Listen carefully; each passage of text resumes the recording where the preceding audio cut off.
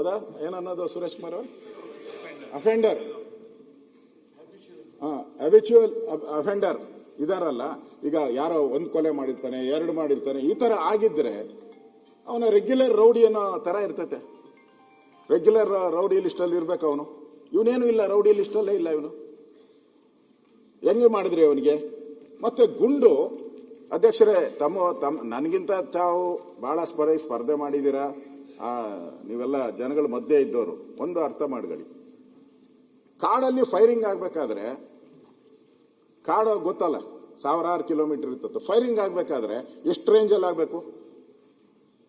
ಪರಮೇಶ್ವರ್ ಉತ್ತರ ಕೊಡ್ತಾರೆ, ಆಮೇಲೆ ಕೇಳಿ ಅವರು. ಪರಮೇಶ್ವರ್ ಸತ್ಯ ಹೇಳ್ತಾರೆ ಅಂತ ನಾನು ತಿಳ್ಕೊಂಡು, ಎಷ್ಟು ಇದ್ರಾಗಬೇಕು? ಒಂದು ಅರ್ಧ ಕಿಲೋಮೀಟರ್ ದೂರ ರೇಂಜ್ ಏನಿರ್ತೈತೆ ಅದರದ್ದು, ಇವ್ರದ್ದು ರೇಂಜ್ ಏನಿದೆ, ಆ ಗನ್ನಿನ ರೇಂಜ್ ಏನಿದೆ? ಅರ್ಧ ಕಿಲೋಮೀಟರ್ ರೇಂಜಲ್ಲಿ ಹೊಡೆದಿದ್ದಾರ, 1/4 ಕಿಲೋಮೀಟರ್ ರೇಂಜಲ್ಲಿ ಹೊಡೆದಿದ್ದಾರ? ಸ್ಪಾಟಲ್ಲಿ ಅಂದರೆ ಹತ್ತಿರದಿಂದ ಹೊಡೆದಿರೋದ್ರ ಬಗ್ಗೆ ಡಾಕ್ಟರ್ ಹೇಳಿದ್ದಾರೆ. ಪಾಯಿಂಟ್ ಬಹಳ ನಿಯರೆಸ್ಟ್ ಅಲ್ಲಿ ಹೊಡೆದಿರೋದು. ನಿಯರೆಸ್ಟ್ ಅಲ್ಲಿ ಹೊಡಬೇಕಾದ್ರೆ ಅದು ಹೆಂಗೆ ಫೈರಿಂಗ್ ಅಂತ ಆಗುತ್ತೆ?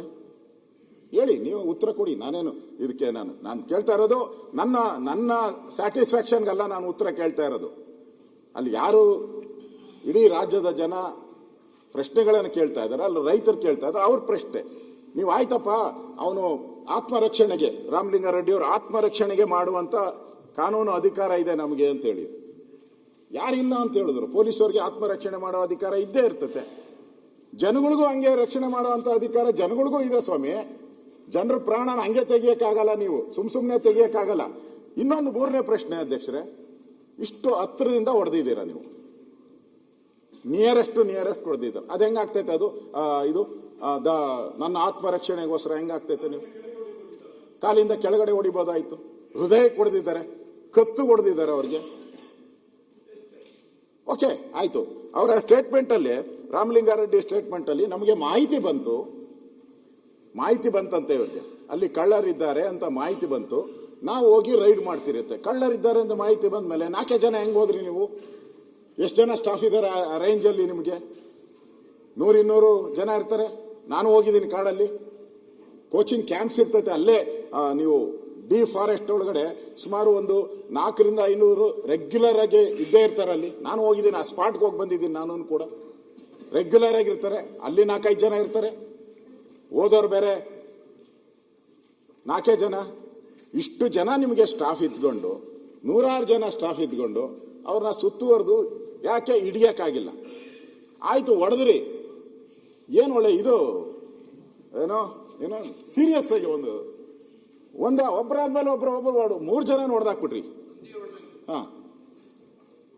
4 ಜನ ಹೊಡೆಯುವಂತ ಅವಶ್ಯಕ, 3 ಜನ ಸಾಯಿಸುವಂತ ಅವಶ್ಯಕತೆ ಏನಿತ್ತು ಇದರಲ್ಲಿ? ಒಬ್ಬ ಸತ್ತಿದ್ರೆ ಉಳಿದವರೆಲ್ಲ ಓಡೋರು. ಒಬ್ಬ ಸಾಯ್ಬೇಕು ಅಂತಾನೋ ನಾನು ಹೇಳಲ್ಲ, 3 ಜನ ಓಡೋರು.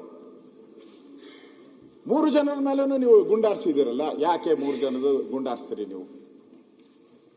ಇದು ನಾಳೆ ಇದು ಘಟನೆ ನಾನು ಯಾಕೆ ಪ್ರಸ್ತಾವ ಮಾಡ್ತಾ ಇದ್ದೀನಿ ಅಂದ್ರೆ, ನಾಳೆ ನಮ್ಮದಲ್ಲಿ ಇದೊಂದೇ ಕಬಿನಿ ಒಂದೇ ಕಾಡಲ್ಲ, ಕರ್ನಾಟಕದಲ್ಲಿ ಬೇಕಾದಷ್ಟು ಕಾಡುಗಳಿದೆ. ಹಳ್ಳಿ ಜನ ಕಾಡುಗಳಲ್ಲಿ ಒಂದು ಅರ್ಧ ಕಿಲೋಮೀಟರ್ 1 ಕಿಲೋಮೀಟರ್ ರೇಂಜ್ಗೆ ಹೋಗ್ತಾರೆ, ಸೌದೆ ತರಕೋ ಏನ್ಗೋ ಹೋಗೇ ಹೋಗ್ತಾರೆ. ನೀವು ಬೇಡ ಅಂದ್ರೆ ಹೋಗೇ ಹೋಗ್ತಾರೆ ಅವರು, ದನ ಕರು ಮೇಯಿಸೋದಕ್ಕೆ ಎಲ್ಲ ಹೋಗೇ ಹೋಗ್ತಾರೆ ಅವರು. ಇದೊಂದು ಇನ್ಸಿಡೆಂಟ್ ನೀವು ಕರೆಕ್ಟಾಗಿ ನೀವು ಕ್ರಮ ಆಗಿಲ್ಲ ಅಂದ್ರೆ ನಾಳೆ ಕಾಡೊಳಕ್ಕೆ ಯಾವನು ಹೋಗಂಗೆ ಇಲ್ಲ. ಹಂಗಾರೆ ಬದುಕೆ ಅಲ್ಲಿ ಕಟ್ಕೊಂಡಿರ್ತಾರೆ. ನೀವು ಬಹಳಷ್ಟು ಜನ ಕಾಡಿನಲ್ಲಿ ವಾಸ ಮಾಡೋರು ಬದುಕನ್ನೇ ಅಲ್ಲಿ ಕಟ್ಕೊಂಡಿರ್ತಾರೆ. ನಾನು ಹೋಗಿದ್ದೀನಿ, ಅಲ್ಲಿ ಗ್ರಾಮ ವಾಸ್ತವ್ಯ ಮಾಡಿ ಬಂದಿದ್ದೀನಿ. ಅದೇ ಕಾಡಲ್ಲಿ ನಾನು ಕೂಡ ಗ್ರಾಮ ವಾಸ್ತವ್ಯ ಮಾಡಿದ್ದೀನಿ. ನಾನು ಅಲ್ಲಿಗೆ ಅದರಿಂದ ನನಗನ್ಸೋವಂಥದ್ದು, ಈ ಹತ್ತಿರದಿಂದ ಯಾಕೆ ಗುಂಡುಗಳು ಬಂತು ಅನ್ನೋದು ಕೂಡ ನಮ್ಮ ಪ್ರಶ್ನೆ. ಮುಖ್ಯವಾಗಿ ಇಷ್ಟಕ್ಕೆ ನಾನು ಆಗಿದ್ರೆ ಇದ್ರ ಬಗ್ಗೆ ಖಂಡನ ನಿರ್ಣಯ ಮಾಡಿದ್ದಾರೆ ತಮಿಳುನಾಡಲ್ಲಿ. DMK ಅವರು ಖಂಡನ ನಿರ್ಣಯ ಮಾಡಿದ್ದಾರೆ. ತಮಿಳರನ್ನ ಕೊಂದಿದ್ದೀರಾ ಅಂತ ಅವರು ಡೈರೆಕ್ಟ್ ಆಗಿ ಹೇಳಿದ್ದಾರೆ. ತಮಿಳರನ್ನ ಕೊಂದಿದ್ದೀರಾ ಅನ್ನೋ ಮಾತನ್ನೇ ಹೇಳಿದ್ದಾರೆ. ಆಮೇಲೆ ಅಲ್ಲಿ ಮುಖ್ಯಮಂತ್ರಿ ವಿಜಯನ್ ಅವರು ತಮಿಳರ ಹತ್ಯೆ ಬರ್ತಾ ಇದೆ ನೋಡಿ, ತಮಿಳರ ಹತ್ಯೆ ರಾಜ್ಯ ಸರ್ಕಾರದಿಂದ ತಮಿಳರ ಹತ್ಯೆ.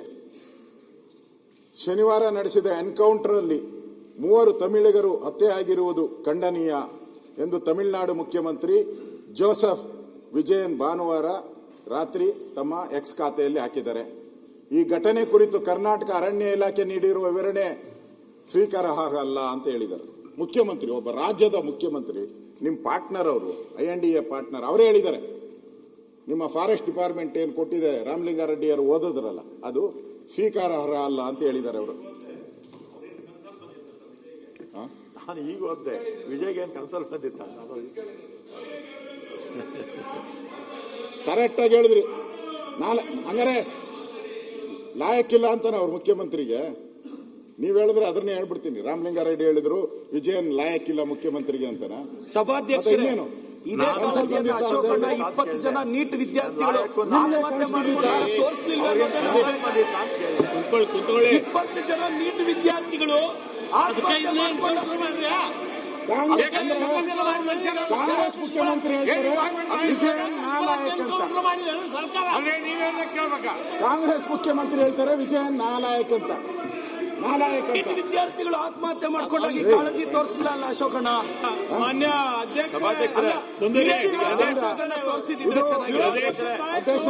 ನ್ಯಾಯಾಂಗ ತನಿಖೆ ಕಾಳಜಿ ಅಶೋಕಣ್ಣ ಸಚಿವರು ಮಾತಾಡ್ತಾ ಇದ್ದಾರೆ. ದಯವಿಟ್ಟು ಇದೇ ಕಾಳಜಿ ಅಶೋಕಣ್ಣ ತೋರಿಸಲಿಲ್ಲ. ಹಾಕೊಂಡಿರೋದು ಸೇರಿ ಅವ್ರಿಗೇನು ಕನಸಲ್ಲಿ ಬಂದಿತ್ತ ಅಂತ ಕೇಳಿದೆ ಅಷ್ಟೇ. ನಾನು ಲಾಯಕ್ ನಾಲಾಯಕ್ ಬಗ್ಗೆ ನಾನು ಮಾತಾಡ್ತೀನಿ. ಸರಿ ಕನಸಲ್ಲಿ ಬಂದಿತ್ತ ಅಂತ ಕೇಳಿದೆ. ಮಾನ್ಯ ಅಧ್ಯಕ್ಷೆ ಪ್ರಾಮಾಣಿಕವಾಗಿ ಅವ್ರಿಗೆ ನ್ಯಾಯ ಒದಗಿಸಬೇಕು ಅಂತ ಇದ್ದ, ರಾಜಕೀಯ ಮಾಡಬೇಕು ಅಂತ ಇದ್ದ. ನಿನ್ ಭಾಷಣದ ಮುಖಾಂತರ ನೀವು ಕೊಲೆ ಮಾಡಬೇಕಂತ ನ್ಯಾಯ ಒದಗಿಸಿ ಸರಿಯಾಗಿ ಪ್ರಶ್ನೆ ಕೇಳಿ. ಅವ್ರ ಕುಟುಂಬಕ್ಕೆ ನ್ಯಾಯ ಕೊಡಿಸಿ ಬದುಕಿಸಿ, ಆಯ್ತು, ಅವ್ರಿಗೆ ಬದುಕಿಸಿ ನ್ಯಾಯ ಕೊಡ್ತೀವಿ ಅವರಿಗೆ. ಆಯ್ತು. ಮಾನ್ಯ ಅಧ್ಯಕ್ಷೆ,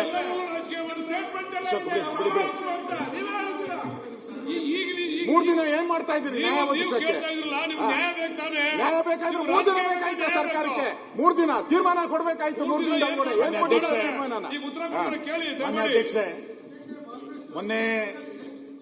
ಮೊನ್ನೆ ಏನು ಚಾಮರಾಜನಗರದಲ್ಲಿ ಎನ್ಕೌಂಟರ್ ಅನೂರ್ನಲ್ಲಿ ನಡೆದಿದೆ, ಅದಕ್ಕೆ ಮಾನ್ಯ ಅರಣ್ಯ ಸಚಿವರು ಒಂದು ಸುದೀರ್ಘವಾದಂತಹ ಹೇಳಿಕೆ, ಚರ್ಚೆನ ಅಥವಾ ಕ್ಲಾರಿಫಿಕೇಶನ್ ಅಲ್ಲ. ಈಗ ಕ್ಲಾರಿಫಿಕೇಶನ್ ಅಂದ್ರೆ ಅವ್ರು ಕೇಳಿದ ಕ್ಲಾರಿಫಿಕೇಶನ್ ಉತ್ತರ ಕೊಡ್ತಾರೆ ಸರ್ಕಾರ.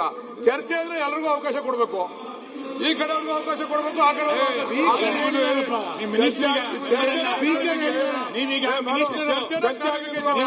ನಿಮ್ಮ ಇಲಾಖೆಗೆ ಸಂಬಂಧಪಟ್ಟ ಬೇರೆ ಬೇರೆ ಮಾತಾಡಿ ನಾನು ಬೇರೆ ಬೇರೆ ಹೇಳ್ತೀನಿ. ನಾನು ಆಮೇಲೆ ತೊಂದರೆ ಇಲ್ಲ, ಒಂದ್ ನಿಮಿಷ ತೊಂದರೆ ಇಲ್ಲ. ನೀವು ತಪ್ಪು ಮಾಡಿದ್ರೆ ಎಲ್ಲರೂ ಶಿಕ್ಷಾರ್ಹರು. ನೀವು ಸಚಿವರು, ನೀವು ಅಷ್ಟೇ. ನೀವು ಮಾಡಿ ನಮ್ಮ ಇಲಾಖೆ ಮೇಲೆ ಮಾತಾಡಿ, ಎಲ್ಲ ಇಲಾಖೆ ಮಾತಾಡಿ. ತಪ್ಪು ಮಾಡಿದ್ರೆ ತಪ್ಪು ಎಲ್ರದು.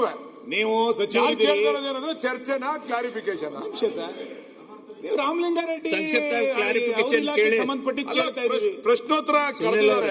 ಪ್ರಶ್ನೋತ್ತರ ಚರ್ಚೆ ಮಾಡೋ ಟೈಮ್ ಆಗ್ತದೆ ಅಂತ ಅಷ್ಟೇ. ಆದ್ಮೇಲೆ ಪ್ರಶ್ನೋತ್ತರ. ಮಾನ್ಯ ಅಧ್ಯಕ್ಷರೇ, ಸಂಕ್ಷಿಪ್ತ